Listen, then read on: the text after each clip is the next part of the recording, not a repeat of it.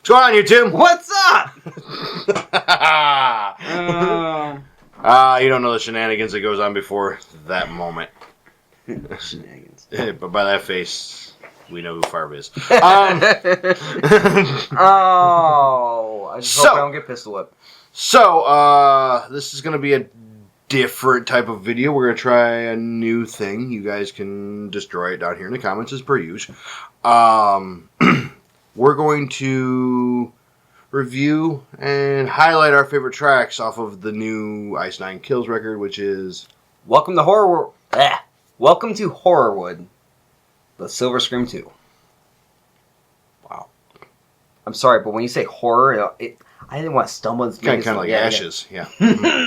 I've already had one flub on the Ice Nine Kills video. I don't need a second. Yeah, I think there's going to be a couple here. There may be. You just have a speech impediment to Ice Nine Kills. I'm trying. Yeah. I am working on it. So, like I said, we're going to shoot from the hip here. This is totally unscripted. We planned this about... okay, we're just doing it now. So, yeah, pretty much. So, what did you think of the record? Oh, I loved it. I think it's one of their best pieces of work to this date. I would say yes. Yes, like, it's top 2. And plus, they kind of follow, like, the movie tropes as well. Like, obviously, we had the first Silver Scream, and then this one, obviously, being the sequel. You know, he had the top, the first one. Mm-hmm. It's just like how movies go. Yeah. And they topped it. Yeah, but which is weird, because usually the first movie is better than the second one. Not necessarily. Please, enlighten me on sequels that didn't suck. The Dark Knight. Doesn't count. Yes, it does. No, it doesn't. Yes, it does. They're all sequels since 60, whatever. Because Batman Begins was the first. Yeah. Then Dark Knight. Right. Yeah. Right. The Empire Strikes Back. It's the 5th movie. The second at its time. Still the 5th. That we're not okay. We're taking George Lucas's number sequences out of the conversation, like everybody should. Yeah, as everyone should. But there's a lot of notable sequels that trump the original. Okay, it's the third that gets a little. Works with video games too. Yeah, basically. So, what is your top track of the record? You said "Rainy Day" was leading, but then you got the rest of them. "Rainy Day" is still one of my top tracks, because one, it's one of the songs that Spencer basically just does all cleans. He does like one scream part.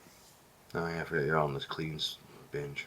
I'm a singer. I do that. Yeah, pro cleans. Like I love the heavy stuff. Don't get me wrong, but it's also because most of the songs that they reference, or like a lot of the movies that they reference for their songs, I haven't watched a lot of them, so I don't really have an extra pull to them. Yeah, we try. With "Rainy Day," Resident Evil. I'm a big Resident Evil fan, so obviously I link back to that one. So the source same material. And same with Hip to Be Scared. American Psycho. It's an amazing film. I haven't seen it. Yeah, well, you've never seen American Psycho? No. But I know Huey Lewis. Here's a message to Chris. We gotta change this really, really quick. Yeah, we should have brought Chris in on this one. We really our resident horror fan. Yeah. So, overall top favorite song. That's what you're asking, right? Yeah. Which one has been on repeat the most since record release? Okay. So, you're right. It was "Rainy Day." But my new favorite one is "Ex Mortis." Really? Yes. A non-movie track? No, that's a movie track. Is it a movie? That's Evil Dead. Right. Oh, sorry. I meant they do have one feature track. Yeah. They do have one song that actually does not even link back to a film, and that's "Welcome to Horrorwood." Just the cliches of the genre. Well, that's also opening up the album. Technically, the opening night is opening. It's the intro. The opening night is an intro. Yeah. Yes. Which opens the album. Welcome to Horrorwood is an opening track. Therefore, it's opening the album. So opening night is the credits. The opening credits of the film. Whereas that's the first scene. There we go. Yeah. Movie language. Sure. I've seen them. You're a TV show guy. Don't Barely. yeah. But no, Ex Mortis. I love Interesting. that dance groove vibe of it. Second to last track. Really hold out, weren't you? Yeah. Well, I actually listened to this like front to back. I'm like, I need to go. You have to go through this record. One and yeah. As you do, like you. Then once you get through like the first or second spin, then you do the shuffle, and then you just go all. Yeah, because you already know every. Yeah, you don't need to hear them in order anymore. Yeah. So if it's a concept album, it doesn't matter. Yeah. Like, I know this part of the story. Yeah, and not even watch. I've seen parts of Evil Dead. I think I saw a lot of the remake, so I can kind of link back to that. That's good. That's good. Good stuff, Ash. And then, Evil Dead and all yeah, that. there was a lot of like they even threw in the groovy bit too. So I'm like, good old Bruce Campbell. Gotta love that. But yeah, for a song that I've never watched the source material, I love that. I love the dance groove vibe. So here's the next question: are you going to watch the source material now?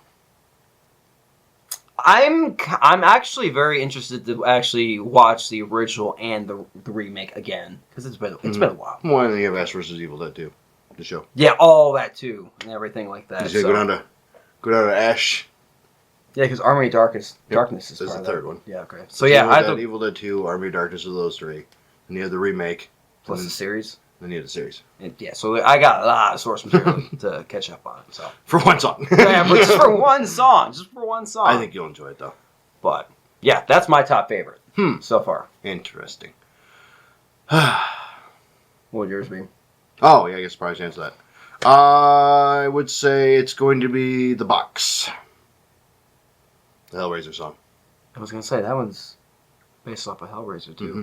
What'd you like? It was because honestly, that is one of the heavier tracks of this whole entire album. Oh, yeah. And that's saying something given the fact that I have Corpse Grinder on that song, too. So it's probably my second favorite. I think I was really hesitant on that one, mainly because of Brandon. And that's saying something because I am an Atreyu fan, but ever since Alex left, I'm like, eh. It worked. But that's just me. It worked. All three of them worked together. He's kind of hidden in the song. But it worked. Yeah. Well, also, I was kind of curious by that because you're not the biggest Atreyu fan either. No, but I am a big Fit for a King fan. That does make up for it. And it's heavy. Yeah. And we've learned this year is the year of me listening to infinitely heavier stuff than you. Hey, man, I just equate that to, like, me evolving as a singer. I love the clean stuff. I'm just, that's how I am. And that's me devolving as a Neanderthal. We know. Yeah. You must have, like, gotten my, like, 2005 iPod or something, because you listen to all my fucking death metal and deathcore shit again. Yeah, I'm regressing. Yeah. Some years are heavy, some years are light. Yeah, but... So, my favorite song, your favorite song. Okay, so... Iceland Kills is very notorious for having features on there, or at least the last couple albums for sure. Out of this record, who was your favorite feature? Well, it's obviously the same song.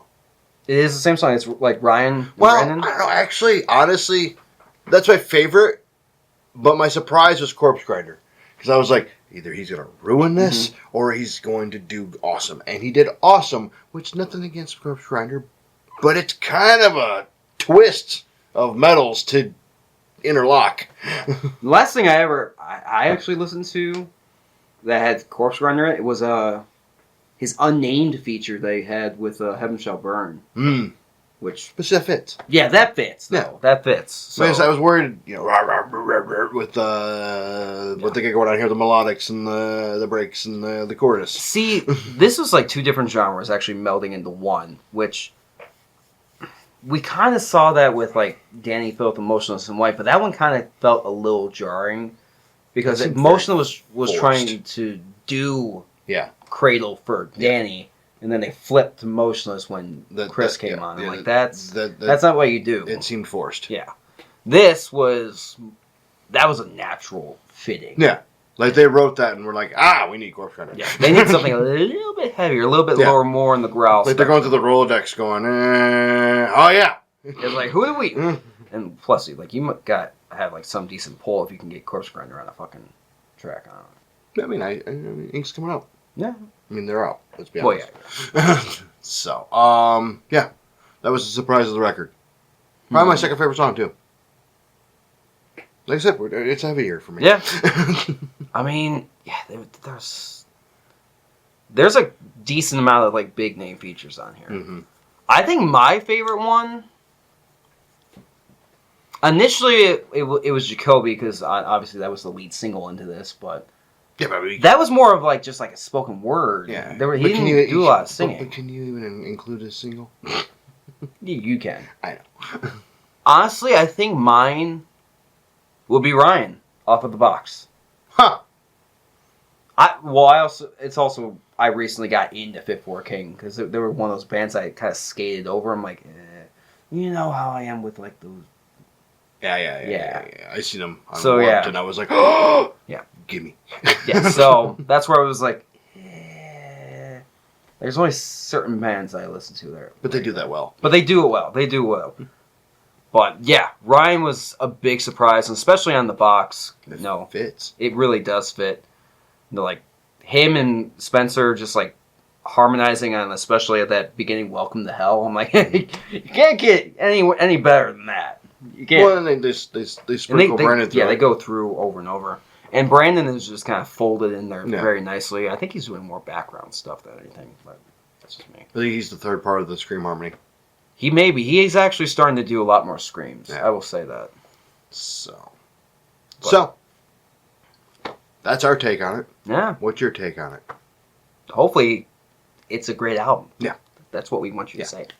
So obviously we're not going to play them here because No. why? You can just go to their Spotify or wherever you get your music and give them a play because that's what you're supposed to do. Mm-hmm. Go ahead and tear it apart here in the comments and tell us what we did wrong. Yep. Please do. You know, or what we did right, and what your favorite track was. So, This will be one of my top albums of the year. oh yeah. When we do the 21 albums, don't be surprised. So, until next time, YouTube. See you then.